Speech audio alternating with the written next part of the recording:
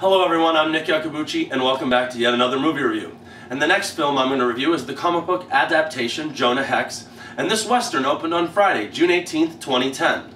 Josh Brolin stars as lead and title character Jonah Hex, and joining him on screen for this feature is Megan Fox, Will Arnett, and John Malkovich. This film comes to us from sophomore director Jimmy Hayward, director of the animated hit Horton Hears a Who.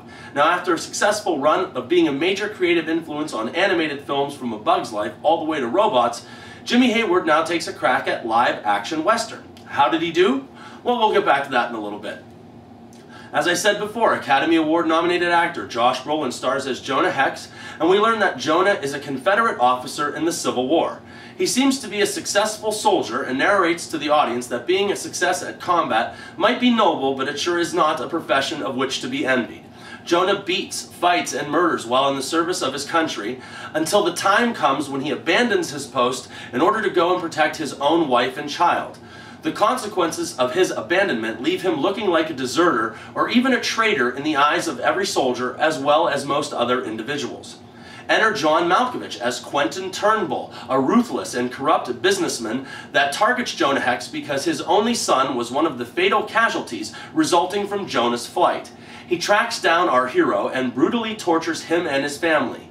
He murders his wife and son in front of Jonah's own eyes and then gruesomely brands his face and leaves Jonah for dead. While Jonah is approaching death's door, the path is interrupted by the Apache medicine men, and they nurse our hero back to health using herbs, potions, and mystical powers. After recovering, Mr. Hex then realizes that he has acquired a very useful tool.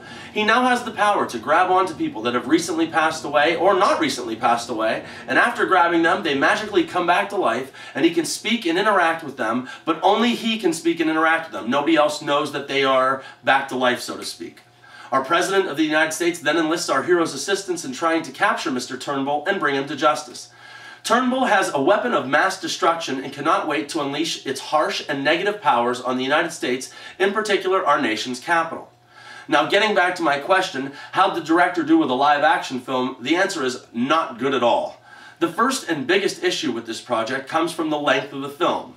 Now, usually I complain that movies are too long, and this director has a history with animated films that particularly don't have long running times, but at 80 minutes, this movie, or extended television episode I could say, does nothing but insult the $9 that I and others spent at the ticket window. If you cut off the end credits, this is seriously less than 75 minutes, and even more of an insult to the filmmakers as well. It's like they didn't have enough money to finish the film, and if you weren't going to make a whole film in the first place, then why did they even bother? Then as I was watching the film, I really kept thinking that the entire thing felt like two different movies. I mean, it was so completely unbalanced that it just never felt smooth at all. Then after some research, I found out that a second filmmaker came in and did so many reshoots that the budget surpassed $60 or $70 million. The problem is, I don't think it was even worth saving. I kind of feel bad for Jimmy Hayward because the audience never gets to see what he truly first envisioned, but Warner Brothers spent so much money trying to fix this, it really begs the question of how bad was it before what I saw at the theater on Friday? I mean, holy cow. People, this is just a cheesy film. The special effects and makeup for our main character look like leftovers from Two-Face from the movie The Dark Knight. And seeing as this script was penned by Neville Dean Taylor, the duo responsible for writing Crank High Voltage, and Gamer, I really hope that you're not relying on a strong, intelligent story to back up this forgettable schlock. Another point to be made is that of actress Megan Fox. And now, I kind of touched base on this in some of my other reviews, but I just need to make this warning once again. This beautiful girl better watch out going forward what project she picks to be part of, because with this, the Transformers movie, and Jennifer's Body, she's anything but what I would call a talent. When the only reason that you are in a film is to wear a bikini, be sweaty, and look good, that is not a compliment to you as an artist or a performer, and I really have to wonder why she isn't just a model for Victoria's Secret.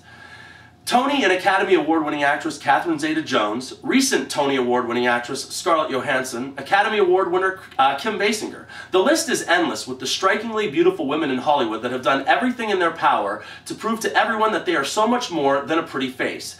These women have distinguished themselves by taking on challenging and demanding roles, and in my humble opinion, Megan Fox has light years to travel before she even comes close.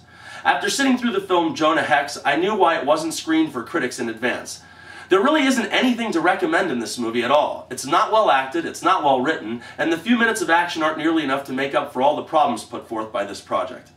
In a word, people, this movie, it just stinks, and there's no other way to put it. You know, do yourself a favor when you go to the multiplex and buy any ticket that says anything on it but Jonah Hex. Only 1 star out of 4 for this mess. And remember, people, I'm not always right, only when it comes to the movies. And thank you for your attention.